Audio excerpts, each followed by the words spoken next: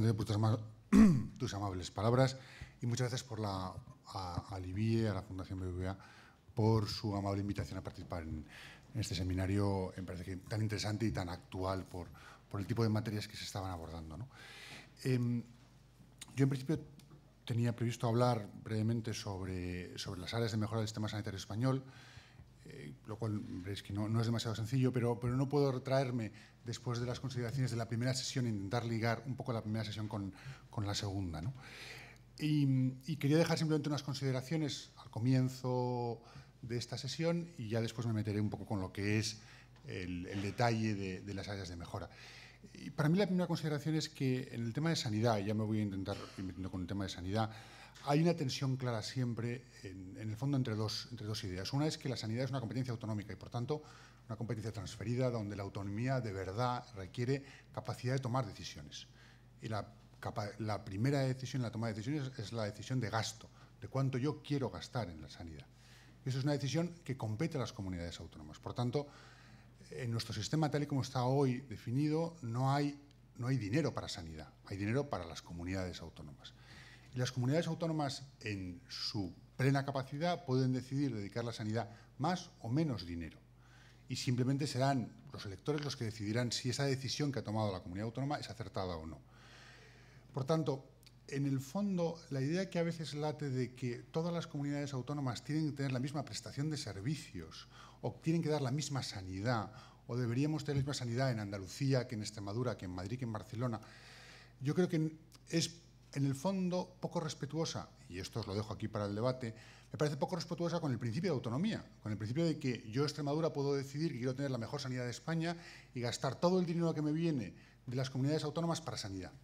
Esto es perfectamente legítimo. O al contrario, yo podría decir, mire, yo no, yo a mí la sanidad, mis chicos son muy jóvenes, no se preocupan por la sanidad y yo cuando llegue el momento ya me preocuparé. Yo lo que voy a hacer es voy a dedicar todo mi dinero a la sociedad de la información, al Internet.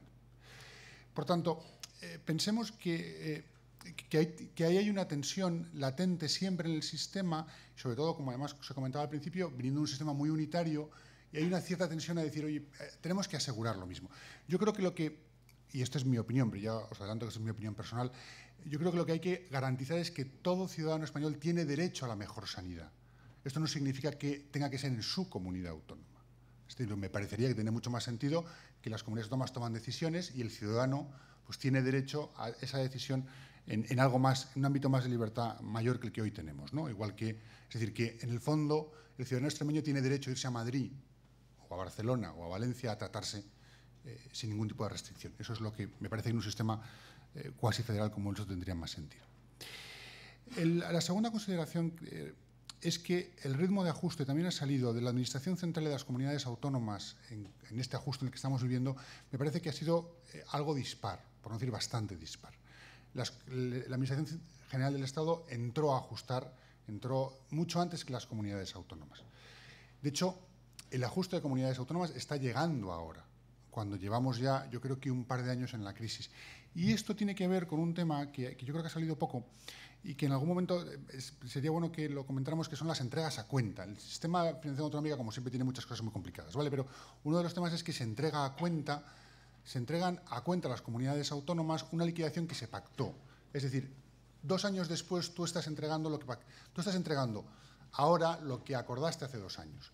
Por tanto, a ti no te hace falta ajustar entre esos 2 años, porque vas a tener, por decirlo así, dinero fresco y mucho dinero durante los 2 primeros años. Yo no sé si me explico muy bien. Lo que quiero decir es que hoy en el 2011, si queréis en el año 2010, el Estado central estaba ajustando, porque él sí sabía qué ingresos y gastos tenía.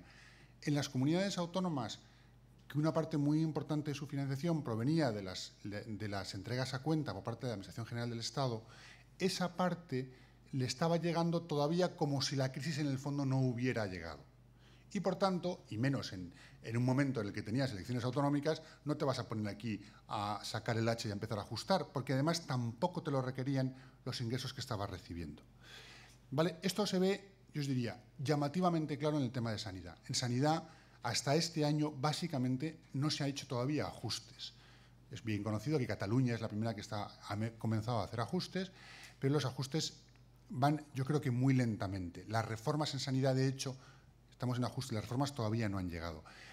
Fijaos que además en sanidad ocurre una cosa que a mí me parece, y en esto también podríamos en algún momento comentar, ocurre algo que es paradigmático, y no es solo de esta crisis, es habitual. La diferencia entre presupuestación y liquidación. Se pintan, ¿vale?, unos números en el presupuesto, lo que se liquida tiene poco que ver, entiéndase, tiene que ver mucho, ¿no? pero tiene marginalmente la relación es poca entre lo que se presupuesta y se liquida.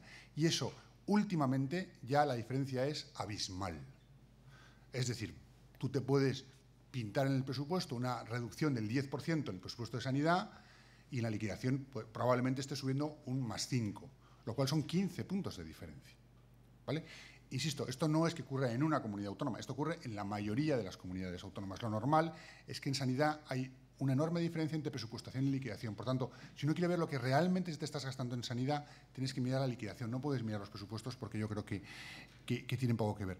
Además, en sanidad hay, y esto de nuevo abre el debate, ¿no? Yo creo que hay unas prácticas presupuestarias que no se aceptarían, entenderme así, no las consideraremos muy atípicas en otras partes de la administración. Y aquí lo damos, bueno, no diría yo como normal, pero como relativamente habitual y comunes. Por ejemplo, las famosas facturas en los cajones. Es una práctica completamente habitual. Pero completamente habitual significa normal en épocas no de crisis, en épocas totalmente normales. Uno juega con las facturas en los cajones. O uno llega Siemens, con todos mis respetos por Siemens, que creo que es una excelente empresa, y le pone una máquina que vale 3 millones de euros en un hospital, en un centro público. Esto no ocurriría. Yo no me imagino en un ministerio que llega Siemens y pone allí, mire, la fotocopiadora la pongo yo usted, o en una universidad. Esto no es muy habitual. En cambio, en sanidad esto es completamente habitual. La máquina te la ponen y las supplies, los repuestos, los vas pagando tú con gasto corriente, porque en capítulo 4 no tienes nada. Bien, esto es, entender lo que pasa en sanidad pasa en el fondo por entender también que a veces los números que nos pintan, los presupuestos, responden muy poco a la realidad del día a día de un hospital, ¿vale? Esto es un poco por donde iba. Finalmente, mi última consideración, de estas, ligando lo de esta mañana con lo de ahora, y ya entro con la mía, es que, a ver, lo que le pasa a sanidad es completamente estructural, no es cíclico. De lo que vamos a hablar ahora, simplemente lo cíclico agudiza lo que le pasa en el componente estructural. Pero básicamente lo que le pasa a la sanidad es que su gasto ha ido creciendo básicamente por encima del PIB todos estos años y esto a medio plazo no es sostenible porque no hay ingresos que puedan financiarlo, ¿vale? Por tanto, los componentes, lo que explica el problema de sanidad no es un problema que se vaya a resolver cuando salgamos de esta crisis. No. Nuestro problema, de hecho, ahora veremos, probablemente se va a agravar porque el elemento fundamental, que es la demografía, es el envejecimiento, viene para quedarse, es decir, que nosotros vamos a hacernos más mayores, ¿vale? Bueno, entonces, ya entro un poco a la presentación aquí yo traía preparada. Yo lo que pensaba hablar un poco de prioridades de los problemas, pensaba hablar un poquito de la oferta, y ahora hablaré por qué hablo de la oferta, y finalmente pensaba hablar de algunas medidas que podrían servir, que se pudieran implantar en comunidades autónomas. Bueno, podemos distinguir como yo creo que 7 problemas que hay, o 7 problemas, o sí, 7 cuestiones que ahora mismo hay marcadas en sanidad, ¿no? El primero es bien conocido, el gasto sanitario crece de manera descontrolada, sí, sin que hayamos conseguido ponerle control, ¿no? Y sobre todo, como os ponía, el gap de financiación aumenta año a año. Básicamente por lo que ocurre en segundo lugar, porque tenemos un envejecimiento importante y porque cada vez tenemos una cosa que es tan importante como el envejecimiento, que son las enfermedades crónicas, es decir, la cronificación de las enfermedades. Enfermedades uno antes se tomaba un medicamento, hacía una intervención y curabas a una persona. Ahora lo que ocurre es que básicamente las enfermedades se cronifican, el SIDA se cronifica, el cáncer se cronifica, es decir, son enfermedades que te duran para toda la vida. Y esto tiene un componente muy importante en el gasto. Antes tú actuabas, salías bien, pues le curabas, salía mal, pues te daba mucha pena, pero tenías que esa persona pues fallecía y se acabó el tema sanitario. Ahora el sanitario se cronifica y por tanto perdura en el tiempo. Y esto tiene un componente muy importante de gasto. Como sabemos, esto es bien conocido, pero hay un encarecimiento de las prestaciones sanitarias. Nosotros estamos sustituyendo prestaciones, entre comillas, baratas, de tecnología barata, por prestaciones con tecnología más cara. Sabéis que lo que vienen ahora son los fármacos biológicos, fármacos mucho más personalizados para tipos concretos de pacientes que, lógicamente, tienen un coste mucho mayor que el que uno podría pensar habitualmente, ¿no? Hay una saturación creciente en el sistema porque bien sabemos que no hay, de esto podríamos hablar después, pero no hay ningún tipo de alguna manera, limitación de entrada, limitación de la demanda, ¿no? Y esto genera insatisfacción. Es decir, si le preguntas a los pacientes, lo que tienen en un sistema como el nuestro, que está considerado un buen sistema, es un cierto nivel de insatisfacción no pequeño, ¿no? Bien, no vamos a tener, lo que se ve es que por el lado de infraestructuras no vamos a tener recursos por la carencia que estamos viendo, y por otro lado tenemos un problema con la profesión médica en concreto, ¿no? que ya lo estamos viviendo, en el sentido de que cada vez se forman menos médicos, vienen cada vez más médicos de fuera, y una parte incluso de los médicos que estamos formando pues son gente que se va afuera, ¿vale? Sabéis que en el MIR, los últimos datos de MIR, es que alrededor de un 60%, creo que es un 60%, ahora ya bueno, un porcentaje elevado, pongámoslo así, que es más seguro, un porcentaje elevado de los MIR que estamos formando son extranjeros, lo cual, en el fondo, sería fantástico. Yo digo, no me genera ningún problema. El problema es que estos extranjeros se forman en España y se van fuera. Número 1 y el número 2 del MIR del último año son dos chavales chilenos que eligieron oftalmología en el clínico, que es ahora mismo lo super top, ¿vale? Tiene una tecnología muy buena, son muy buenos oftalmólogos. Estos chicos chilenos los estamos formando con recursos públicos y dentro de 5 años se irán a Chile a curar a los chilenos y además a ganar dinero, porque sabéis que la sanidad allí es cuasi privada en ese sentido. Por tanto, estás dedicando recursos públicos a formar a gente. ¿Esta es una buena idea? Bueno, yo creo que es una buena idea tener a extranjeros porque no somos capaces ahora mismo de atender nuestras necesidades. No sé si es tan buena idea dejar que la gente se vaya simplemente antes de que hayamos de alguna manera aprovechado esa inversión, ¿no? Finalmente, tenemos un problema de gestión de la innovación en nuestro país. A diferencia de otros países que ya llevan años haciendo estas cosas, nosotros no gestionamos la innovación. ¿Qué significa esto? La innovación entra en el sistema por ósmosis. No hay un procedimiento. Un médico aprende una cosa y la empieza a aplicar, ¿vale? No hay una máquina que aparece en el mercado y de pronto aparece en un hospital. Esta manera de entrar, no hay un procedimiento reglado y que realmente permita ajustar esto. Vale.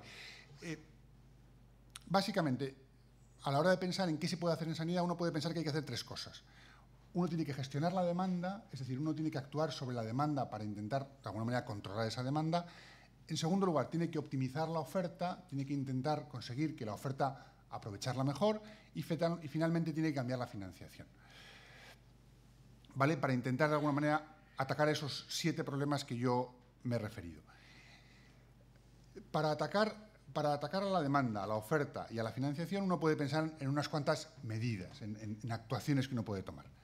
Las de demanda pues son las típicas, el catálogo de prestaciones y el copago, ¿vale? Y yo ya manifiesto que me parece que el copago, a ver, no es una buena idea seguir trabajando sobre el copago, no es porque ya lo hay, y lo hay en muchas prestaciones y también lo hay en sanidad, y me parece que tendría sentido mejorarlo. Pero hoy no quiero hablar, hoy no me gustaría que la discusión fuera por el copago, porque es interesante ver que en sanidad se pueden hacer muchas más cosas que el copago, ¿vale? Que es lo que yo me gustaría hablar hoy, de la oferta, de cómo aprovechar mejor la oferta. Finalmente podemos hablar un poco sobre la financiación y sobre cuáles son los mejores modelos de financiar la sanidad. Pero hoy la idea es centrarnos básicamente como a remangarnos un poco y hablar sobre cómo aprovechar los recursos que yo ya tengo. Porque además, en España, de hecho, lo que tenemos ahora mismo son muchos recursos, ¿vale? Y en el fondo muy buenos. Por tanto, yo lo que me voy a centrar, como veis aquí, es en la parte 2 de lo que os he enseñado antes, que es cómo optimizar la oferta. Vale. Primera idea que yo creo que es importante es, en todos los países, bueno, no en todos, en muchos países europeos se están llevando a cabo, en los últimos 10 años se han llevado a cabo reformas importantes en la oferta sanitaria, en el modo de proveer los servicios sanitarios. Nosotros somos una excepción en esto. En España solo marginalmente hemos actuado en reformas sobre la oferta. De hecho, yo creo que uno de los problemas en España es que podemos morir de éxitos. Nos pasamos el día diciendo que tenemos una de las mejores sanidades del mundo, lo cual es un incentivo estupendo a no hacer nada. Mientras que otros países que a lo mejor no pueden ir presumiendo, yo estoy pensando, pues yo que sé, en Alemania o en Suecia o en Francia, que no están tan convencidos de que su sanidad es tan buena, hacen muchas más cosas. Si veis aquí, casi todos los países están cambiando. Básicamente la primaria, cómo actúa la atención primaria, y después también hacen hospitales. El caso de Francia y el plan de hospitales es muy conocido. En Italia actúan también sobre fármacos. En general, todos los países han intentado mejorar un poco su oferta. Vale, ¿qué podemos hacer en oferta? En la oferta, básicamente, sobre lo que yo quería hablar unos minutos, es sobre cómo podemos mejorar la productividad y la eficiencia, sobre cómo se puede mejorar la calidad, como veremos a través de la transparencia y la protocolización, hablar un poco de recursos humanos y finalmente hablar un poco de estructura de provisión, de quién tiene que hacer qué en el sistema sanitario. Intentaré ir un poquito rápido porque, bueno, pues estas cosas, uno quiere contar muchas cosas, ¿verdad? A ver, lo primero sería cómo puedo yo mejorar un poco los costes. Fijaos, iros al cuadro de azulito, al más de la esquina, ¿no? Yo básicamente puedo hacer tres cosas. Puedo aprovechar al máximo la capacidad que yo tengo hoy. En segundo lugar, puedo reducir costes y en tercer lugar, puedo darle autonomía. Son un poco las tres ideas. ¿Cuál es la primera idea? Yo os intento resumir. La idea es que ganemos tiempos, es decir, que yo reduzca la estancia promedio en los hospitales, que aumente el tiempo de ocupación de los quirófanos, el tiempo que los médicos dedican realmente a la atención médica, que la enfermería dedica a la atención médica, el tiempo que los médicos dedican a su labor como profesionales. En el tema de reducción de costes, pues es la típica política de cross-cutting o cost-cutting que hay ahora mismo prácticamente en todas las empresas. Finalmente, en el tema de autonomía es darle mayor capacidad a los gestores públicos, a los profesionales, para que puedan ellos autoorganizarse. ¿Vale? ¿Qué es lo que sabemos? Lo que sabemos básicamente es que a veces tenemos gente muy bien formada que está dedicada a cosas que no debería. Os pongo un ejemplo. Yo recuerdo, porque me dejó muy grabado, un consejero de una comunidad autónoma que me contaba que un día haciendo una visita a un hospital, pues estaba allí hablando con los médicos y se encontró por los pasillos con algún paciente que saludó, pues ¿qué tal? ¿Cómo está usted? Pues muy bien, muy bien. ¿Y a qué ha venido? Yo he venido a que me pese el médico y me diga que estoy bien. Entonces este consejero me decía, claro, a ver, que utilicemos un señor que hemos formado durante 6 años en una facultad y después durante 5 años en un MIR, para que se dedique a pesar a una paciente y le diga que su salud es buena, pues es una gran o una muy mala utilización de los recursos. Tenemos que intentar que el médico se dedique a otras cosas, ¿vale? Esto, dicho de otra forma, hay muchas formas en las que se puede ahorrar tiempo. Os pongo un ejemplo. Enfermeras, porque no sea todo de médico. ¿Qué debería pensar? Pues que la enfermera debería dedicar la mayor parte de su tiempo al cuidado de los pacientes, ¿vale? O la atención psicosocial, lo que veis ahí en el lado de la derecha, ¿vale? Cuidado físico, atención psicosocial, etc. ¿Qué es lo que sabemos? Que dedica mucho otro tiempo a otras tareas que básicamente podría no realizar. A traslados, trabajo administrativo, medicación, etc. ¿Vale? ¿Cuál es la idea? Decir, oye, voy a intentar minimizar esos tiempos. Si queréis, un quirófano. Imaginaros, fijaos, del total de horas disponible, el quirófano, porque sabéis que el quirófano es el centro, es la unidad fundamental de coste, lo más caro que uno, en general en un hospital tiene que mantener, ¿no? Yo tengo las 100 horas disponibles de un hospital y la pregunta es, ¿qué pasa con el quirófano? Pues yo lo que veo es que un 67% del tiempo de un quirófano se lo pasa cerrado, ¿vale? Pues porque los quirófanos no funcionan por las tardes, porque no funcionan los fines de semana, ¿vale? Por tanto, yo ya gestiono en el fondo una infraestructura que solo utiliza un 33% del tiempo. Y una infraestructura que es enormemente cara de mantener, de limpiar, de atender, etc. Si después, encima, pues, se producen retrasos, la gente acaba antes, simplemente el anestesista no está cuando tienes que estar, etc., ves que al final la utilización es muy reducida. Es decir, de todo el tiempo que yo podía utilizar un quirófano, al final se me ha minimizado. El tiempo real son 13 horas de las 100. ¿Vale? Por tanto, una primera parte es aprovechar las sinergias. Esto en nuestro caso, ya dando un pequeño salto, esto en nuestro caso también supone que hoy en España tenemos un número muy importante de infraestructuras que probablemente hay que intentar utilizar con más economías de coste. Dicho otra, bueno, aparecerá después, pero o con economías de escala, en el sentido de deberíamos intentar agrupar actividad que se pueda realizar en un determinado servicio. Bien, reducción de costes. Aquí no simplemente veis aquí, uno puede puede reducir costes en farmacia, en servicios externos, en servicios auxiliares, etc. Una reducción que está entre el 5 y el 15. ¿Cómo? Pues haciendo licitaciones competitivas, renegociando proveedores. Os pongo un ejemplo muy tonto. En Madrid, por ejemplo, el gasto de la energía eléctrica de los hospitales, cada hospital lo lleva por su cuenta. Tiene una factura con el proveedor. Algo tan sencillo como, oye, el Servicio Madrileño de Salud junta a todos los hospitales y dice, yo voy a sacar una licitación. ¿Quién quiere proveerme luz eléctrica para los hospitales de Madrid en su conjunto? Y probablemente solo con eso, pues yo me he ahorrado un 10% del gasto, ¿vale? Bueno, hay un montón de cosas de estas típicas de microgestión que podríamos citar. Aquí tengo un ejemplo. Bueno, tenía un ejemplo, pero hay unas estrellitas que me lo impiden un poco. Esto es un ejemplo en Alemania. En Alemania hicieron algo parecido, simplemente el tema de las prótesis y de las sillas de ruedas. Esto en los hospitales, no sabéis la cantidad de recursos que se van en las prótesis, porque cada traumatólogo quiere poner su prótesis. Quiere él, la que le gusta a él, y él la que a él ha aprendido, y entonces estamos hablando de prótesis que pueden costar 6.000, 9.000 euros, depende si son de titanio o no, ¿vale? Entonces, una reforma que hicieron en Alemania es que protocolizaron y dijeron, mire, usted va a tener que utilizar estas sillas de ruedas y todo el comprador de servicios va a tener que hacer las mismas, va a tener que comprar las mismas.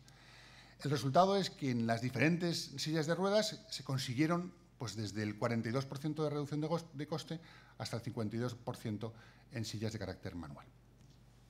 Bien, pensar simplemente, por dar un dato, es que alrededor de un 20% de los costes de un hospital son no sanitarios, que no estamos hablando en principio de cantidades menores.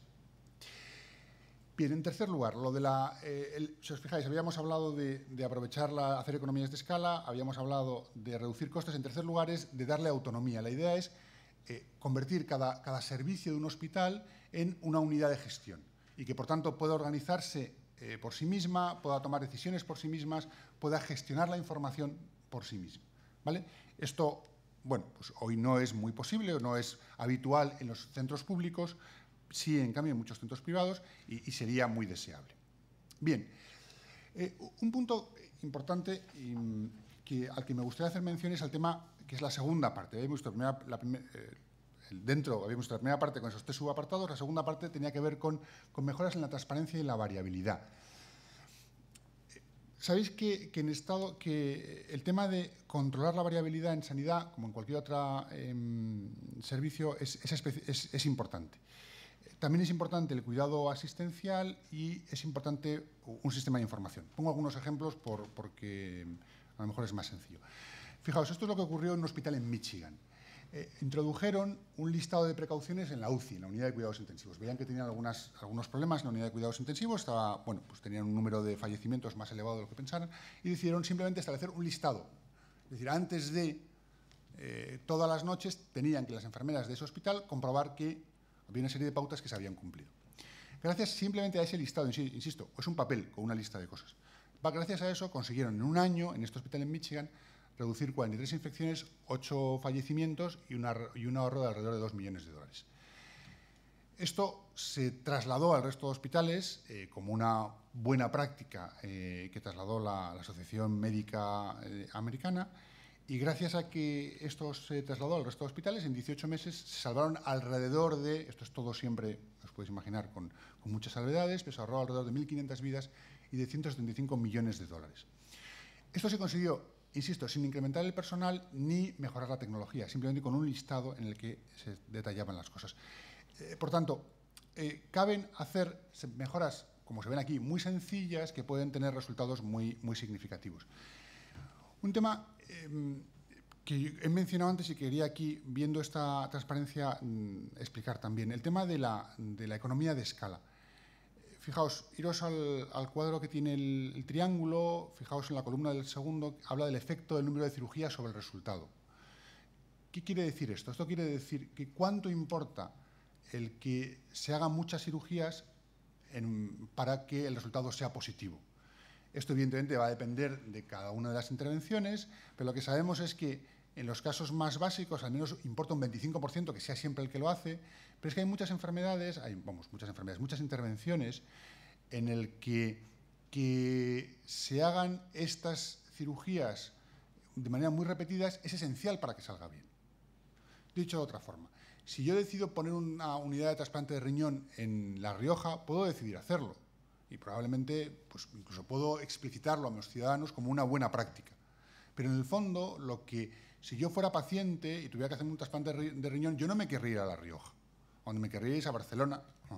Vale, a Barcelona o a Madrid, donde pues, pienso que probablemente haya más.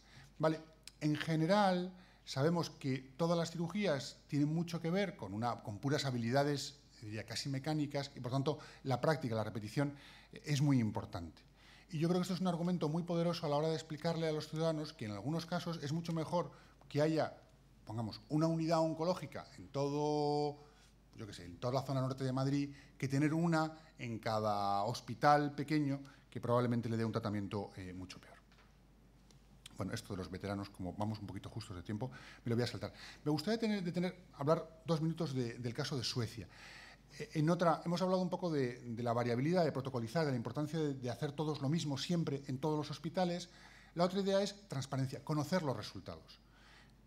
En Suecia hicieron un programa, que es este que tenéis aquí, el National Health Care Quality Registries, en el que a través se recogen datos, como veis aquí, de los pacientes individuales referidos a su diagnóstico, a su tratamiento, a su intervención y a sus resultados.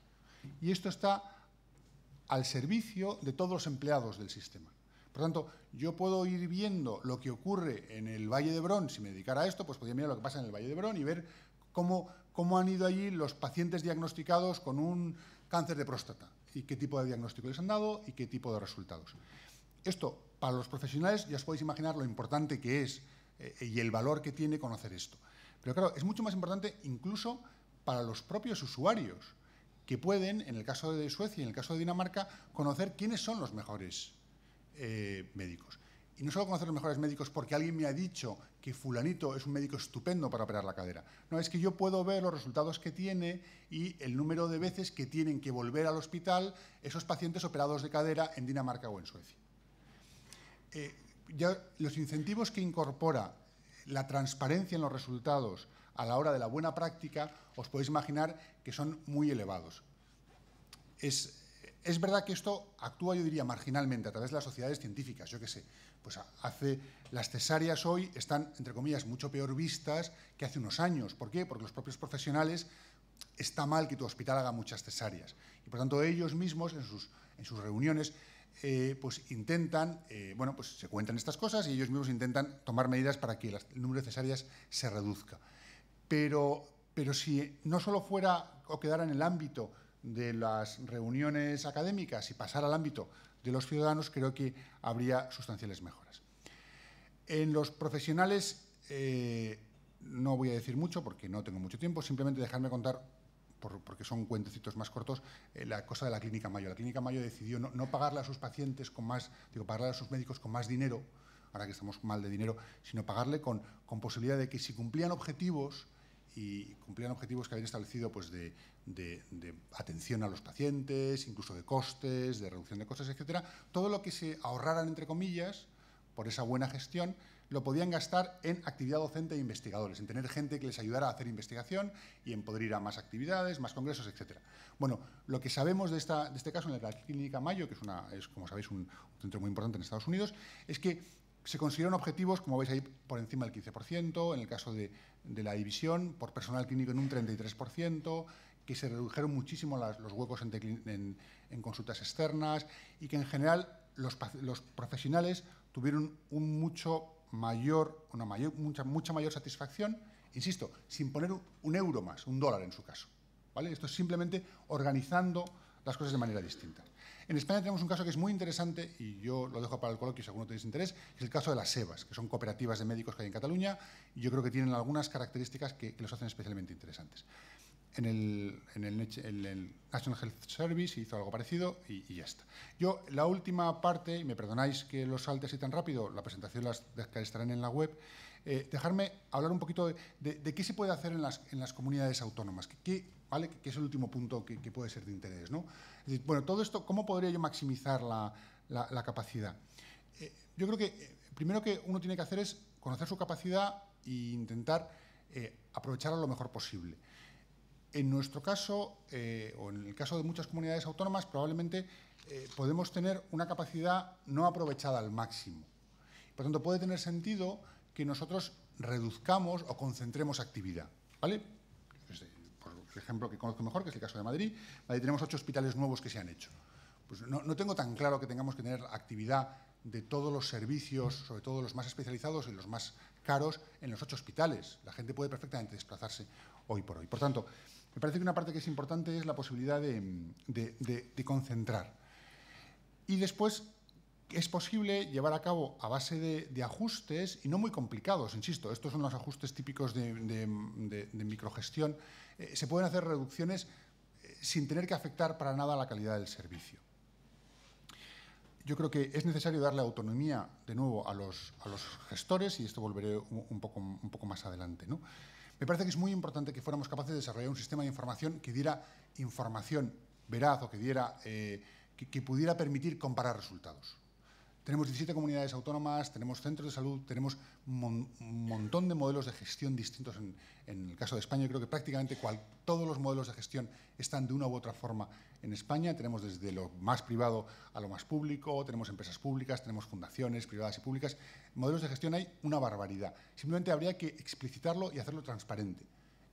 ¿El modelo de Alcira es un buen modelo? Pues veamos los resultados. ¿Es bueno el modelo del Hospital de Móstoles, que es un modelo privado? Pues a lo mejor sí, o es mejor modelo. Explicitemos resultados. Transformemos la gestión de recursos humanos. Esta parte es muy importante. Y en esto no me ha dado tiempo a hablar mucho, pero yo creo que esto pasa, uno, por aumentar el componente retributivo variable de los profesionales, que hoy yo creo que es muy bajo. Finalizar. Vale. Acabo ya, así que es un minuto. Y en segundo lugar, en buscar fórmulas que de alguna manera le hagan recuperar un cierto liderazgo y una cierta capacidad. Me parece que las EVAs, en ese sentido, yo creo que es de lo más novedoso que ha habido. Finalmente, tenemos que, de alguna manera, trasladar, y es la última idea que quiero traducir o que quiero enviar, tenemos que intentar trasladar el coste sanitario o trasladar la atención sanitaria a donde pueda haber menor coste. Es posible mucha atención domiciliaria, esto lo vemos en muchos países europeos, que es infinitamente más barata que la atención en un hospital. Entonces, hay comunidades autónomas, por ejemplo, en el País Vasco, que van muy avanzados en esta materia. Están atendiendo ahora mismo, sobre todo a enfermos crónicos, enfermos mayores, ahora mismo la mayoría en sus casas, porque es un entorno en el que se puede ahorrar mucho dinero. Bueno, yo creo que trabajar en ese margen es posible. Para terminar, por tanto, la idea es posible, a través de medidas de optimización de la oferta, de mejora de la oferta, poder llevar a cabo muchas reformas del sistema sanitario sin que tengamos que ir al puro recorte lineal de mañana corto el 10% del gasto sanitario. Muchas gracias y disculpas.